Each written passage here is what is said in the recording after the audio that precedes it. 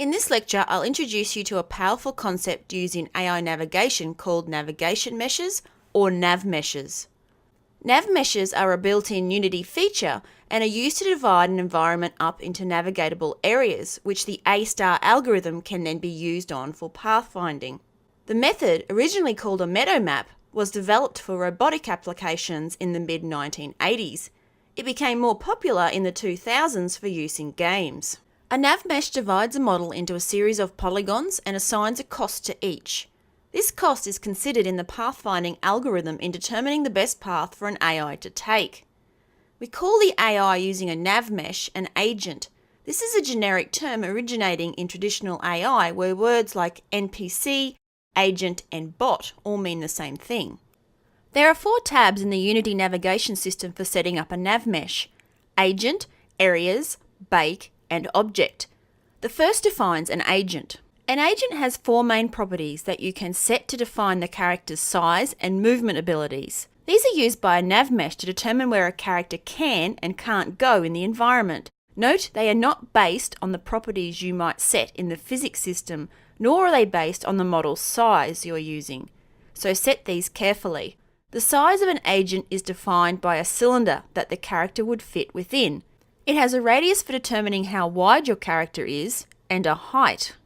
It is generally assumed the character will be navigating across a flat terrain, but in the case of slopes and steps, you need to declare the gradient of slopes accessible by the character, as well as the height of stairs that it can access.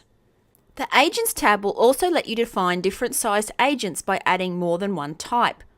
This allows you to have many types of agents, all with differing sizes and navigation abilities. The Areas tab is where you can define different costs for differing parts of the NavMesh.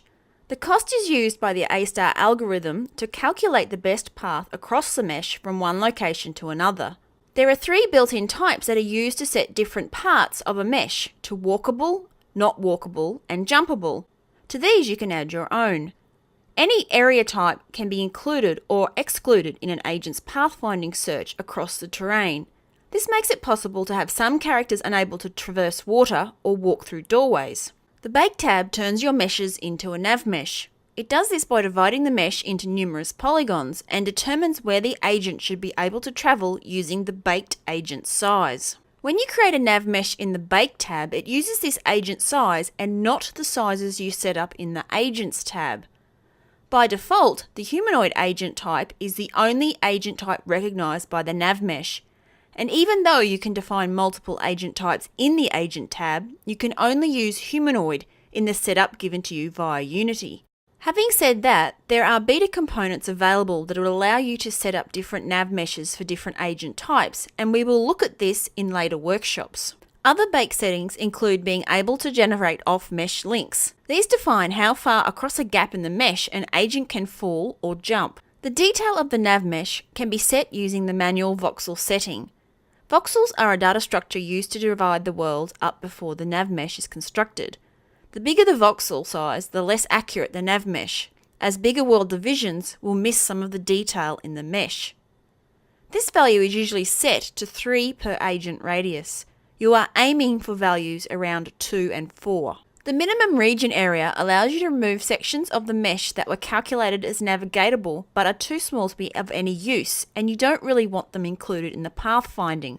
By increasing the minimum region area and rebaking, you can remove these small areas. When a NavMesh is generated for a bunch of meshes, it averages out the height and can do things like turning stairs into a slope. If this is not the effect you are after, then you can turn on the height mesh box before baking. This will include height values into the mesh. It will also take up more memory and baking time, so don't be too generous with its use. The last tab, the Object tab, is where you can align specific area types to different parts of your mesh. These are the areas defined in the Areas tab. This tab also allows you to specify which parts of your scene you want to create a NavMesh for, as well as generating off-mesh links that allow you to transition from one NavMesh to another. NavMeshes are a powerful system to get your NPCs moving with very little effort on your behalf.